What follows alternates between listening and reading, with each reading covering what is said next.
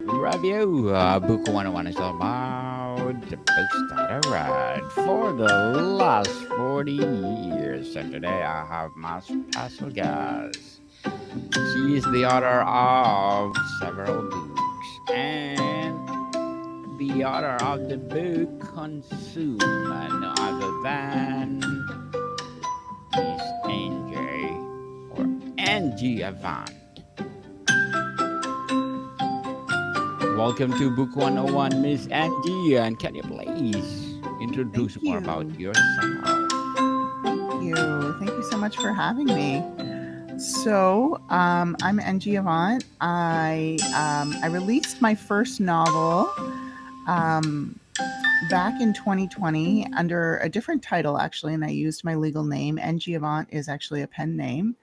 But what ended up inspiring this series was I actually worked in municipal politics, and I was working for a politician that was particularly unsavory, if you will, and stories were starting to come out about women's experiences, either working for this city councilor or interviewing for positions to like work in his office. And I was one of the women that actually came forward and participated in the integrity commissioner investigation. And there was also a criminal investigation into what happened. And so while I was going through this, I was writing my experiences to the integrity commissioner in an email. And I realized just how cathartic that was to actually start to kind of process some of these things that I had really kind of like tucked away into a deep dark corner. And and that's kind of what sparked this idea of, because I already had a background in writing. I went to school for journalism, Yes. so writing my experiences was so therapeutic. It was so freeing. And I just thought, if I create this world, this fictional world, where I can kind of take back my story in a way, I can empower myself, because I felt very powerless when I was in the situation involving this was a veteran city councilor. Um, so the the books that I planned out, the story that I wrote, my main character, Callista Caldwell, she is like way cooler than I was, and she handled herself in ways that I wish I had. So I kind of got to rewrite my story in a way. Like, I still make her very human in my novels. She still fails. Um, she still has growth, but it was very empowering to be able to kind of take this in this fictional world, uh, take what happened to me and put it into this fictional story. And then when I was planning it out, Donald Trump had just been elected. This was in late 2019, early 2020. The Jeffrey Epstein stuff was just, and now it's kind of back in the news headlines again. But at the time, it had just kind of broken.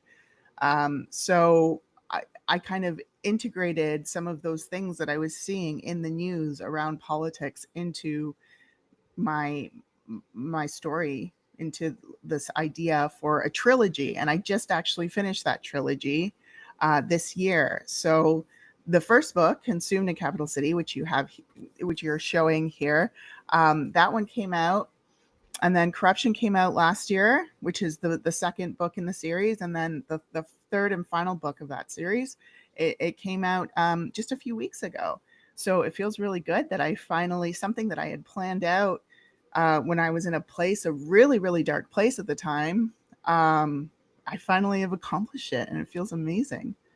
Amazing indeed. And congratulations, Thank Miss you. Angie, for sharing your knowledge and wisdom to the world.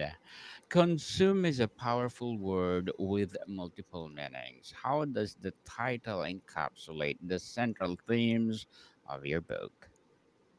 So consumed, the reason why I titled it that is because this job, so Callista Caldwell, the main character, she gets a job working for a veteran city councilor, and she doesn't know it, but she's actually been hired going right into an election year. And so this job working this election becomes all consuming, and it starts to really impact her personal life and even her personality, like the person that she is. She starts to become somebody different than, like, instead of staying true to herself. So the book is kind of a look at her finding her center again, and her finding her voice by the end of the book. I So that's where the consumed comes from, because this job just absolutely consumes her. Getting text messages at 3 o'clock in the morning, working basically 24/7. So that's where that's why consumed is the title of that first book.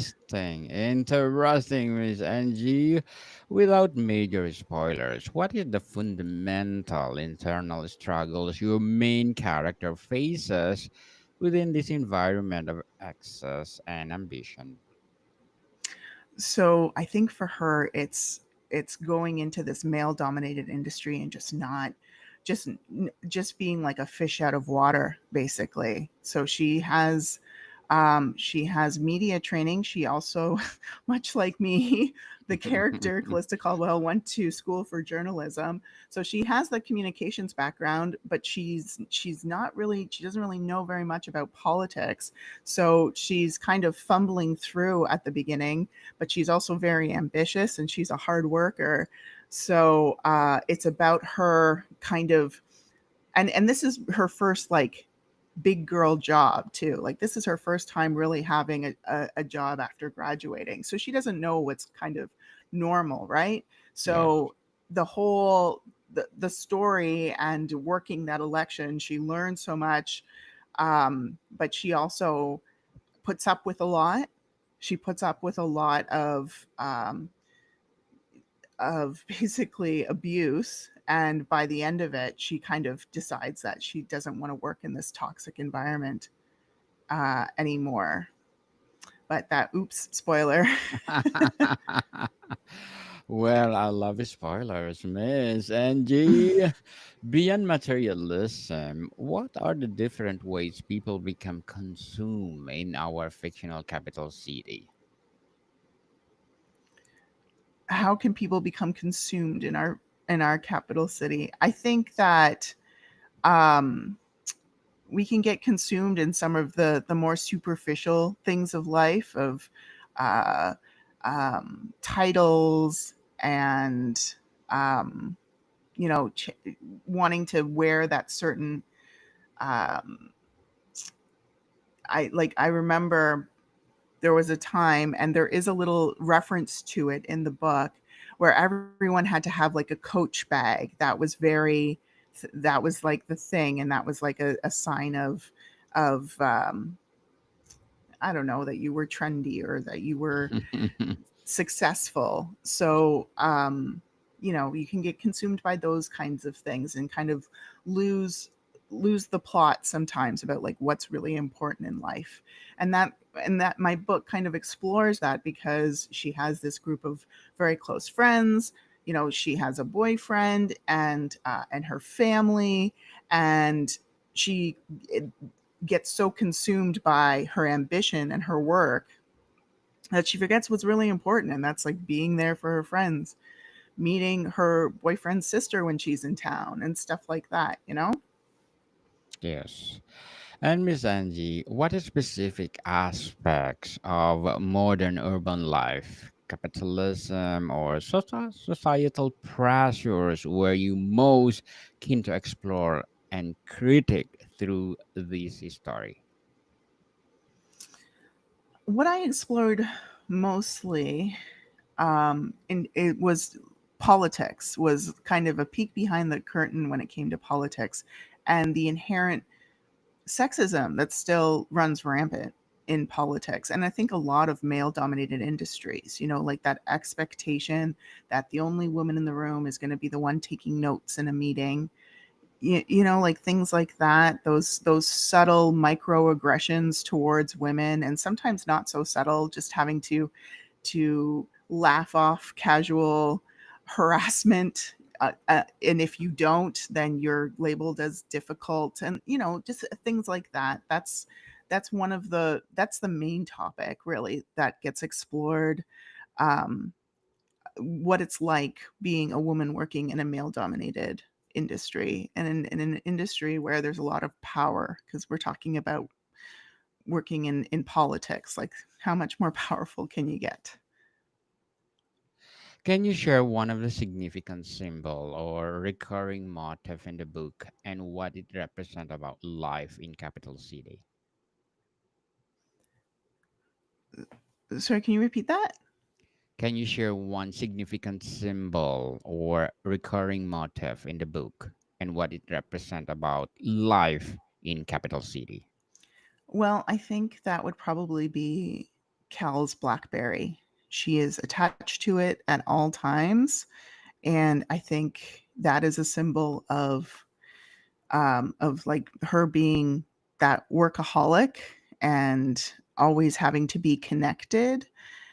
And I think that you can go even deeper with that. Even nowadays, just people are always on their phones, not just for work, just in general. But there's a lot of text messages and BBM messages, or actually, this is back when Blackberries were still in the hype. This is in like the 2010s ish, 2009, 2010. So pins, Blackberry pins. So that's kind of, I think, that symbol of always being connected to your work through that Blackberry, through the phone. That's a symbol that you see throughout the book. Miss Angie, despite being densely populated, capital city can feel isolating. How do your characters navigate a genuine human connection amidst the superficiality? Well, my main character, Cal, she lives with three other young women, three other professionals, and they like to get together and watch a reality TV show together, and that's just something that they do, um, in order to connect, basically. And then as time goes on throughout the book, she's missing more and more of these. Like every Thursday night or whatever it was, they would all get together. They all lived together. They would always make time for, this is something that we're all going to do together. We're going to have some drinks and watch this reality TV show. And that was a way for them to connect. And then there's also, again, going back to the 2010s, they go out clubbing and dancing. They like to take shots and party and dance. Can you describe a pivotal scene where a character truly realized the cost of being consumed by the city? She gets into a big fight with one of her best friends at her best friend's birthday, and she's just like for the character, it's written in the first person. So from the character's perspective, it just comes out of left field. Like, she doesn't know where this is coming from. She doesn't understand why her friend's so upset with her. And that is kind of a pivotal moment where Cal starts to realize that, not only is she always working and neglecting her friends and her family, but she's actually changing. She's allowing this job to change who she is as a person as well. And she has, that best friend that's known her since she was a little kid, that can reflect that back to her and tell her, hey, like, listen up. This is going too far, and you need to course correct.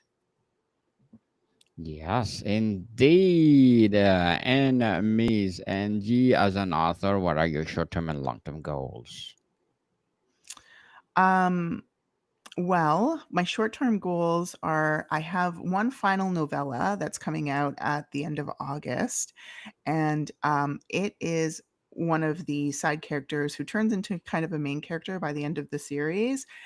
It takes the reader from like the entire timeline of the series of consumed corruption and courage, but from her perspective you get to see what was going on. So hopefully I'm filling in some details there for readers by providing this last novella from this particular character's perspective without giving away any spoilers.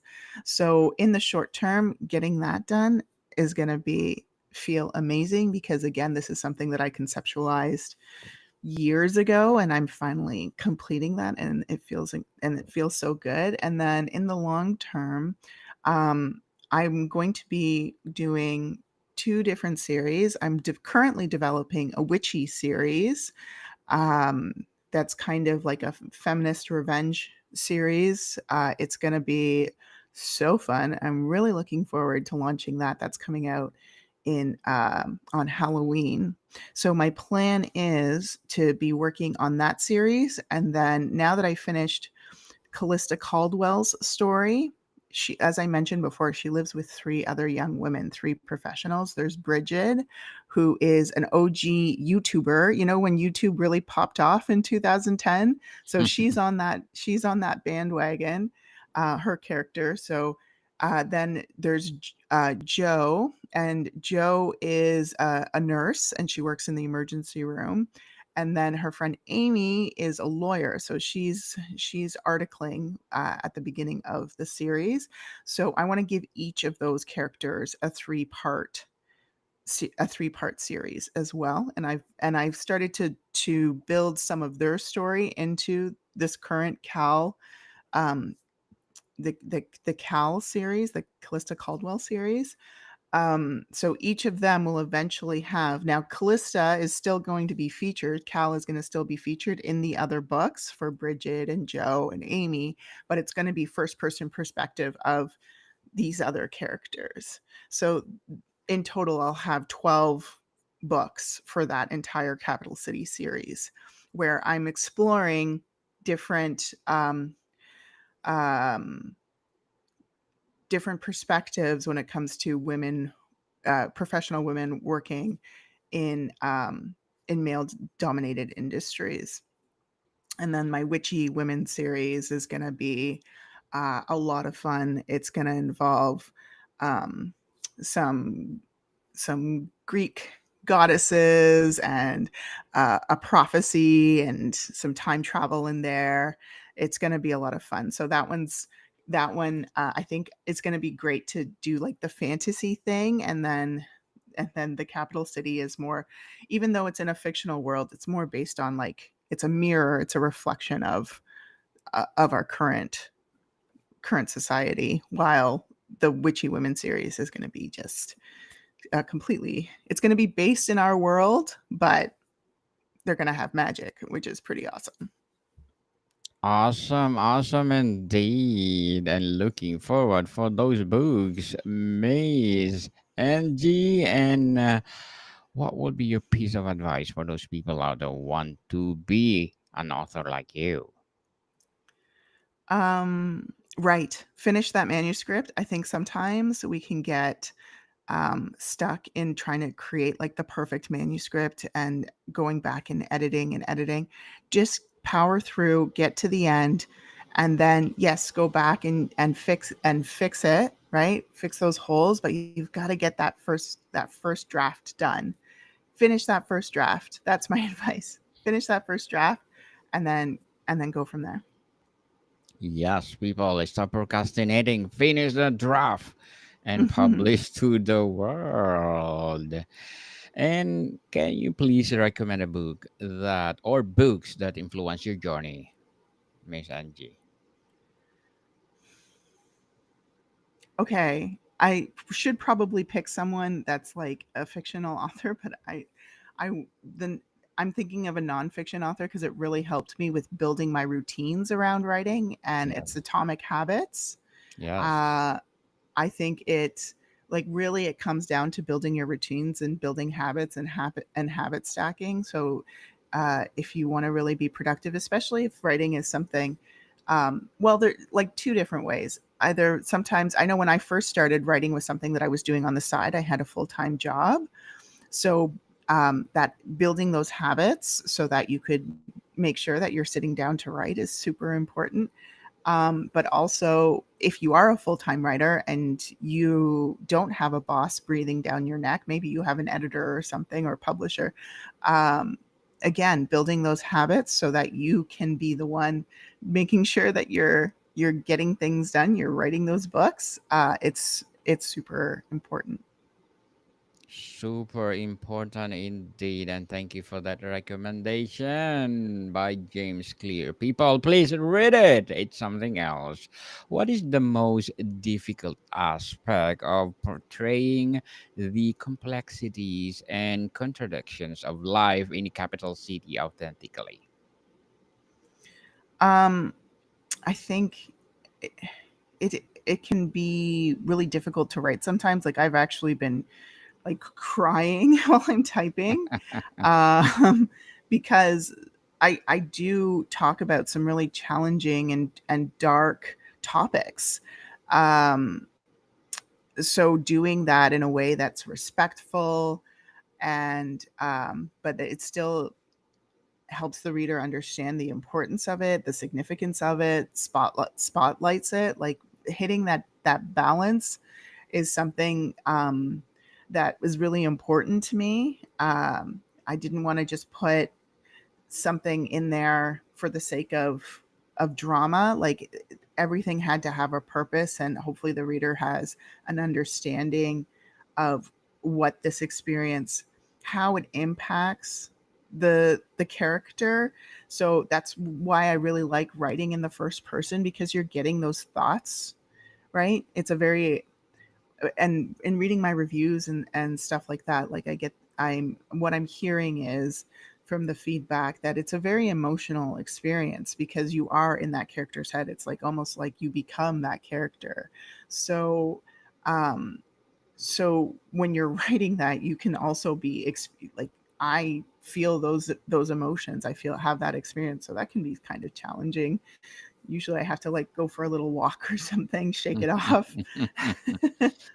Definitely. But it's worth Eh, it. It's worth it. I really feel that art can spark change. It can spark, dare I say, revolution, because I see, there are so many examples where art has been telling us, um, where art has been used for revolution, for um, to highlight these important societal issues. So that's what I want to do, and I want to do that for the rest of my life. Definitely. And wish you good luck, Miss Angie, for everything. We hope that more empowering books to come for sure. And before we wrap up our discussion for today, I'm inviting you to please do listen to my other podcast, people, my other podcast, because my abstract essay is already in fifth season, abstract poetry in second season, and my book 101 review in fifth season too. Comedy 101 in second season, and my Food 101 in fifth season as well. Geography 101 in fourth season, and my baby podcast, Law 101 and Mental Health 101. Love Letters in third season, and Movie 101 Review and Music 101 in its fourth season, and Science 101 and Sex 101 in its first season. Please listen to them wherever you listen your podcast. Miss Angie, if we can say, or ultimately, what conversation do you hope consume in the capital city sparks among readers about the choices we make and the values we hold in our own societies? Well, I hope that readers will either feel validated in their own experiences. I think for a lot of for women in particular, we are sometimes told like we're overreacting or we're being too sensitive. Or I really hope that from reading my books, they feel seen, they feel validated, they understand that this is not just them. They're not alone in this experience. And and my hope is that it'll spark conversations uh, about what it's like and what changes need to be made so that this stops, basically. So that there's more there's that equality, that men and women are treated, and non-binary, like everyone is treated with the same, with equity, not just equality, but with equity based on what their needs are, so that they can be the best versions of themselves. And I hope that from reading this book that it might start to spark that conversation, or maybe for people that haven't lived through it, maybe they can start having an understanding of what maybe it's like for their daughters or their wives or their sisters, or whoever in their lives. Miss Ng Avant, thank you so much for sharing your knowledge and wisdom to the world. And we are hoping for more and more and more empowering books like this to come. So, can you please invite our listeners to support all your books? Yes, please. You can find my books on basically where any books are, ebooks are sold. Just look up NG Avant, or follow me on socials, NG Avant Author. You can find me on Instagram, Facebook, TikTok, Blue Sky, Threads, all of the places. Please go follow me, and I'd love to chat there. Yes, people, let's support Miss Ng Avant, because if you support her, for sure, as I said, more and more and more empowering novels to come. So, Miss Angie, thank you so much for your time. Thank you so much for having me. More to come, people. See you